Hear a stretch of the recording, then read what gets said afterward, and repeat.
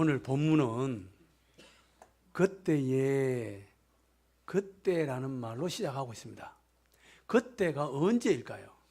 이 그때는 서대반 집사님이 순교하고 그 다음에 사울이 나중에 이제 바울로 바뀝니다. 사울이 교회를 잔멸하고 믿는 사람들을 박해하다가 사도행전 9장 다맥색에서 부활하신 주님을 만나가지고 사람이 딱 바뀝니다. 그때에 좀 박해가 좀 잠잠해지나 그럴 때에 헤롯 왕이 사도 야고보를 칼로 목을 뱄습니다. 아니, 이 헤롯이 야고보를 왜 죽였나? 오늘 본문에 보면 요한의 형제 야고보를 칼로 죽이니 유대인들이 이 일을 기뻐하는 것을 보고 베드로도 죽여야 되겠다. 이 사람이 이렇게 생각하고 있는 거예요. 그 헤롯은 야고보가 죄가 있느냐, 베드로가 죄가 있느냐, 거기에 관심이 있는 게 아니에요. 뭘 보고 죽이는 겁니까? 유대인들이 좋아하느냐, 안 하느냐, 그걸 보는 거예요, 기준이. 이 헤롯 왕은요, 누구냐면은 예수님이 탄생했을 때 헤롯 나오죠. 그 헤롯을 대왕 헤롯이라고 이야기합니다. 그 사람의 손자예요. 이 헤롯 가문은 유대인이 아닙니다. 이 사람들은 어떤 사람들이냐? 이 헤롯 가문은 본래 에돔 사람이에요. 이두메 출신입니다. 에돔 사람이니까 에스의 후손이에요.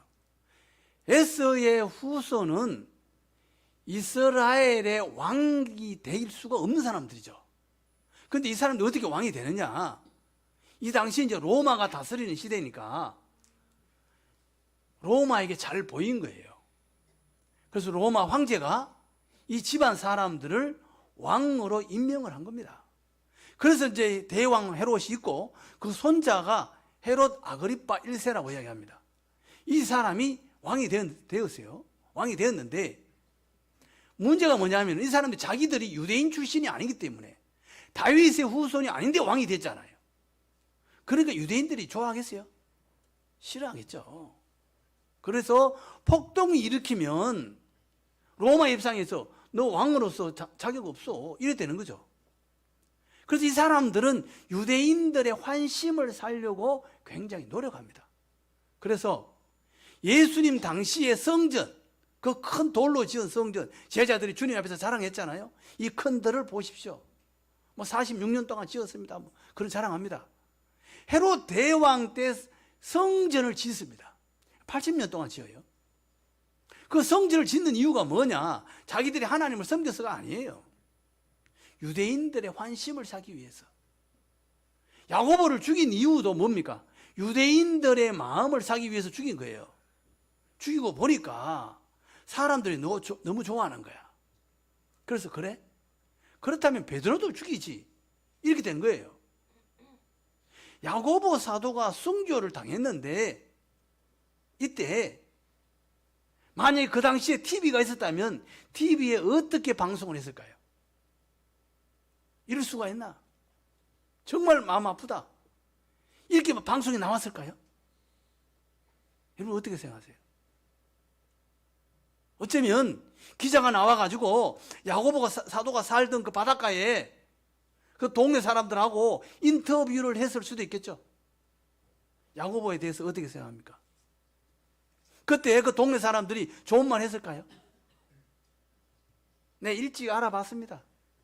그놈 예수한테 미쳐가지고 아버지도 버리고 품꾼도 버리고 배도 버리고 건물도 버리고 떠날 때부터 내가 알아봤어요. 결국 그렇게 죽었네. 동생 요한은 어디서 사는지 모르겠다. 그러면서 방송에서 막 인터뷰했는지도 모르겠어요. 제가 왜 이 말씀을 드리느냐? 여러분 2007년도에 우리나라에서 순교하신 분 계시죠? 여러분 기억하십니까? 아프가니스탄에 가서 목사님 한 분 돌아가셨죠? 순교했습니다. 제 동기입니다. 신학대학원 같이 다녔어요. 장로비 신학대학원. 그 친구 거기서 죽었어요. 그 장례식 치르는데 제가 거기 갔습니다. 아버지가 장로님이세요. 제주도 출신입니다. 한양대 나왔어요. 아버지가 얼마나 아들 잘 키웠겠어요.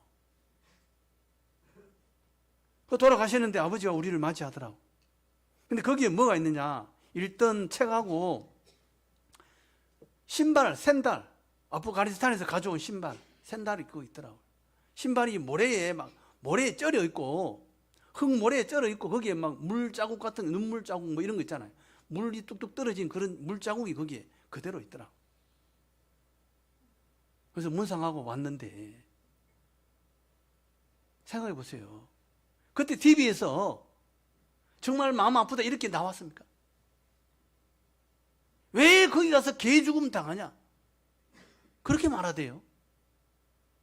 그 가족들이 얼마나 가슴 아팠을까요? 예? 얼마나 힘들었겠냐고요. 사람들이 전부 다 손가락질하고 개 죽음 당했다. 그거 왜 가냐? 그러면 비자를 내주지 말았어야지. 비자를 안 내줬으면 못 갔을 거 아니에요. 비자 주어서 간 거지. 그것도 뭐 어린이집에 물품 갖다 주러 간 거 아니에요. 심 형제하고 두 사람이 거기서 죽었습니다. 저는 살았어. 여기 있고. 내 동기는 2007년도에 거기서 죽었습니다. 오늘 본문에 보면 읽다가 보면 이 기가 막힌 이야기가 나와요. 베드로 사도는 하나님께서 천사를 보내가지고 깨워서 살려주고, 야고보는 칼에 목 베임을 당해서 죽고, 이거 어떻게 해석해야 됩니까? 뭘로 설명을 할 수 있을까요? 배영규 목사는 아프가니스탄에서 총 맞아 죽고, 또 우리 친구 하나는 고대 나와가지고, 고대 나와서 뭐 장신대 대학원 나오고 얼마든지 큰 교회 담임 목사라도 갈 수 있잖아요. 중국 선교사로 갔어요.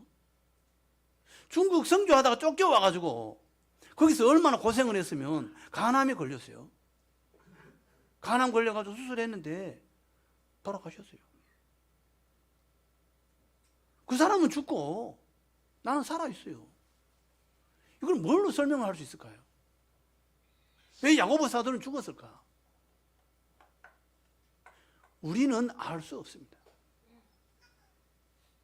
우리가 지금은 예수 믿는다고 처형을 하거나 감옥에 가거나 그런 일이 없습니다. 그런데 알 수 없어요. 뭐 우리나라가 지금 안전하지만 안전하다는 보장이 있나요? 예? 보장이 없어요. 뭐 우크라이나 전쟁이 거기서 끝날런지 우리까지 올런지 우리도 알 수 없어요. 우리에게 일어나는 일들을 우리가 다 왜 나에게 이런 일이 일어나는지 우리는 알 수 없습니다. 모릅니다. 그러나 중요한 건 뭐예요? 우리는 내 앞에 어떤 일이 일어나든지 믿음을 선택하는 우리가 될 줄로 믿습니다. 이 초대교회에 야고보 사도가 죽고 이런 어려운 일을 당했을 때 이 믿는 사람들은 믿음을 선택했습니다. 여기에 야고보 사도는 죽고 베드로는 감옥에 갇혔는데 성도들은 뭐 했느냐? 5절에 보니까 베드로는 옥에 갇혔고 교회는 그를 위하여 간절히 하나님께 기도하더라. 내 살 길 찾아서 달아난 게 아니라 이 사람들 모여가지고 하나님 앞에 기도했다는 거예요. 믿음을 선택한 거예요. 우리가 각자가 당하는 환난이 다 다릅니다. 또 어떤 일이 앞으로 일어날지도 몰라요. 그러나 언제나 우리는 믿음을 선택하는 복된 우리 될 줄로 믿습니다. 자, 베드로가 이제 갇혀서 내일이면, 아니 오늘이면 이제 죽는 날이고 어제 저녁이죠. 전날 밤에 천사가 찾아옵니다. 천사가 찾아와서 깨우는데 여기 보면 아주 엄하게 지키고 있습니다. 내 폐가 사실 24시간 지키는 거죠. 24시간 동안 지키는데 4명이 지켜요. 2명이 밖에서 지키고 2명 감옥 안에서 지키고 있습니다. 그리고 베드로는 쇠사슬에 매여 있습니다. 그 밤에 잠이 올까요? 천사가 깨우는데 어떻게 깨웁니까? 옆구리를 쳐서 깨워요. 자, 감옥에 지금 잠자고 있는 베드로에게 가서 깨울 때 처음부터 옆구리 쳤을까요? 말로 했겠죠. 베드로 일어나, 빨리 나가자, 이랬지 않을까요? 그 베드로가 계속 자고 있네. 그래서 그 다음 어떻게 했을까요? 뭐 어깨를 손으로 어깨를 두드린다든가, 뭐 손을 이렇게 잡아 당긴다든가, 야 일어나 일어나, 이랬을 거 아니에요. 그런데 계속 자는 거야. 깨워도 안 되니까 이번에는 어떻게 해요? 옆구리를 쳤겠죠. 이 손으로 막 팍 찔렀겠죠. 그때 베드로 깼어요. 아니, 내일이면 죽는다는데 어떻게 이 밤에 잠이 왔을까요? 베드로는 어떻게 잠을 잘 수 있을까요? 혹시 밤에 잠 못 주시는 분 있습니까? 오늘 성경 본문 속에 은혜 받을 수 있기를 바랍니다. 베드로처럼 이렇게 자야 돼요. 자야 돼. 어떻게 잤을까? 베드로전서 5장 7절에 베드로가 이렇게 이야기합니다. 자기 경험이겠죠. 5장 7절에 뭐라고 말합니까? 너희 염려를 다 주께 맡기라. 이는 그가 너희를 돌보심이라. 염려를 하나님께 맡기래요. 돌보신데, 돌본다는 게 뭐예요? 돌본다는 말은요, 요거 영어로 보면 엄마가 아기를 안고 있을 때 여기 돌보는 거예요. 돌본다.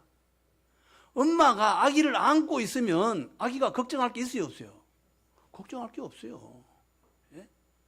아기가 필요한 게 있으면 그냥 울면 끝이에요. 엄마가 뭐가 필요한데 뭐 해줄까? 우유가 필요하면 우유 주고, 예? 기저귀 갈아달라면 기저귀 갈아주고, 애는 그냥 응아 한마디만 해도 끝나버려요. 그게 돌보심이에요. 예? 아니, 아기가 울기 전에 미리 다 해결해 줍니다. 그게 어머니 아니에요? 우리의 근심과 염려를 하나님께 맡기라는 거예요. 베드로는 이 근심과 염려 때문에 실패한 적이 있어요. 언제요? 주님께서 대제사장 뜰에서 신문 받을 때 여종이 와서 물었잖아요. 너 그 같은 당이지? 예수와 함께하는 당이지? 그럴 때 3번이나 모른다고 부인했잖아요. 그리고 돌아서서 나오는데 닭이 3번 웁니다. 그때 통곡했잖아요. 왜 부인했을까요? 두려움 때문이죠. 두려움 때문에. 예? 걱정 때문에. 내가 저기 같이 잡혀가면 나 얼마나 고생할까. 그것 때문에 안 해요. 그것 때문에 부인한 거예요. 그 부인하고 난 이후에 얼마나 마음에 힘들었을까요? 부활하신 주님 만났을 때 떳떳하지 못하잖아요. 나 부인한 사람인데. 그래서 고기 잡으러 갔잖아요. 고기 잡으러. 떳떳하지 못하니까 나는 주님의 제자 될 자격이 없습니다. 그거 아니에요. 그때 자기가 그 두려움 때문에 부인하고 이 어려움을 당해본 적이 있잖아요. 그래서 지금 변한 건 뭐가 변한 거예요? 내가 걱정할 거 없다. 하나님께 맡겨라. 주님께서 죽으셨다가 살아나셨잖아요. 그거 봤잖아요. 내가 여기서 끝나는 사람도 아니고 안 죽을 것도 아니고 우리 영원히 산다. 영원히. 베드로는 그게 확신이 있는 거예요. 여기 사나 저기 사나 거기 사는 게 더 좋다. 그래서 베드로 어떻게 돼요? 나중에 거꾸로 못 박혀요. 확신이 있으니까, 영원한 생명에 대한 확신이 있으니까, 주님 만났으니까 그 이후에 어떻게 돼요? 로마에서 십자가에 못 박힐 때 자, 군병들이 베드로 못 박아라. 그러니까 베드로가 뭐라고 말합니까? 나는 예수님만큼 그 훌륭한 사람이 아니다. 그래서 나는 십자가에 거꾸로 못 박아달라. 그래서 베드로는요, 십자가에 그냥 못 박히는 게 아니에요. 거꾸로 못 박혀 죽습니다. 자청해서. 우리는 우리의 염려를 주님한테 맡길 수 있기를 바랍니다. 맡겨야 돼요. 베드로 쿨쿨 자잖아요.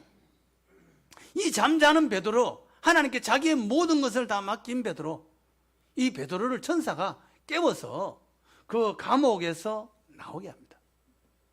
감옥에 나와서 이제 기도하고 있는 성도들에게 갔습니다.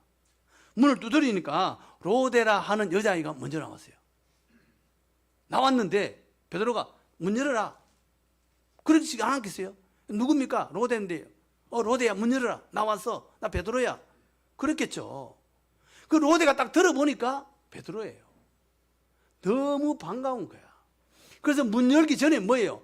안에서 기도하는 사람들에게 쫓아간 거예요. 가서 말합니다. 베드로 왔습니다. 그러니까 거기 기도하는 성도들이 안 믿어요. 무슨 소리 하냐? 너 지금 잘못 본 거 아니냐? 아니라고. 베드로 맞다고. 그러니까 그 사람들이 뭐라고 말해요? 그러면 베드로 천사가 왔나 보다. 베드로가 온다고는 생각을 전혀 못하고 있어요. 자기도 기도했는데. 그래서 많은 사람들이 기도는 했는데 못 믿는 것은 불신이다. 기도를 잘못했다. 기도는 했지만 믿음이 없다. 이런 식으로 설명을 하기도 해요. 그건 우리 이야기일지는 몰라도 이 성도들의 이야기는 아닌 것 같아요. 왜 그들은 왔다는 걸 몰랐을까? 왜 믿지 않았을까? 그들은 무슨 기도했을까? 무슨 기도했을까요? 그들의 모여가지고 기도할 때 기도 내용이 뭐냐고요? 베드로 살려주세요. 베드로 꺼내주세요. 그 기도했을까요? 했을 수 있죠. 무슨 기도했는지는 몰라요. 성경에 기록되지 않았으니까. 꺼내달라, 살려달라. 우리에게 타격이 너무 큽니다. 그런 기도를 했을 수 있습니다. 그런데 베드로가 감옥에 갇힌 게 이번에 두 번째입니다. 언제 갇혔습니까? 사도행전 4장에서 감옥에 갇혔죠. 예? 야고보, 요한이 두 사람, 요한하고 베드로하고 그 안전병이 고친 다음에 성전에서 사람들에게 예수 이야기 하다가 갇혔습니다. 그때 성도들이 또 기도했습니다. 그때 뭐라고 기도했느냐 우리가 봐야죠. 그때 기도 내용을 보면 이렇게 말합니다. 사도행전 4장 29절에 주여 이제도 그들의 위협함을 굽어보시고 또 종들로 하여금 담대히 하나님의 말씀을 전하게 하여 주시오며 손을 내밀어 병을 낫게 하시옵고 표적과 기사가 거룩한 종 예수의 이름으로 이루어지게 하옵소서 하더라. 그 당시에도 교인들이 기도하는 내용이 뭐냐면은 종들로 하여금 담대히 하나님의 말씀을 전하게 하옵소서 이거예요. 담대히 전하게 하옵소서. 예? 우리가 원하는 그런 기도가 아니고 예? 우리는 무슨 기도합니까? 나를 위해서, 성공을 위해서, 잘되기 위해서 그 기도해도 됩니다. 그 기도가 나쁜 게 아니에요. 하나님 모르시는 것도 아니고 또 뭐 잘해야 교회 와서 헌금도 할 거 아니에요. 망하고 그래가지고 뭐 헌금하겠어요? 예? 잘 돼야 헌금도 하고 그런 거지. 그건 뭐 잘못됐다는 이야기 아니에요. 중요한 건 뭐예요? 내 믿음이 성장하고 내 믿음이 굳게 서면 하나님께서 저절로 주실 줄로 믿습니다. 냉장고 사면요, 플라스틱 통요, 그거 그냥 줘요. 하나 더 주세요. 예? 더 가져가세요. 더 줘요. 예? 중요한 건 냉장고예요, 냉장고. 하나님께서 우리의 믿음을 축복하시고 필요한 거, 사용할 거 다 주실 줄로 믿습니다. 예, 주셔요. 이 사람들의 기도는 뭐예요? 종들이 그 위협 앞에서 담대하게 하나님의 말씀을 전하게 해주세요. 비겁하게 돌아서지 않게 하시고 부인하지 않게 하시고 그런 일이 없도록 하나님 담대함을 주세요. 그 이야기 아니에요. 예? 그래서 베드로가 어떻게 해요? 거기서 막 그 높은 사람들 앞에서 담대하게 예수 이야기 하잖아요. 이러니까 베드로 어떻게 해요? 베드로는 할 일이 많은 거예요. 이 사람들의 기도가 담대하게 전하게 해달라 하니까 여기서 뿐만 아니라 온 세상에 가서 나중에 로마에서까지 가서 십자가에 거꾸로 못 박히기까지 복음 전하는 사람이 되는 거죠. 우리는요, 환란이 있을 때 우리의 믿음을 위해서 기도할 줄로 믿습니다. 우리 기도하고 우리 앞에 어떤 일이 일어나든지 간에 어떤 사람은 야보고 같이 순교하는 사람도 있고 어떤 사람은요 복음 전하라고 온 세상에 복음 전하라고 살려둔 사람도 있어요. 이 모양으로 살든 저 모양으로 살든 우리는 기도하고 믿음으로 살고 믿음을 선택하는 복된 우리 모두 다 될 줄로 믿습니다.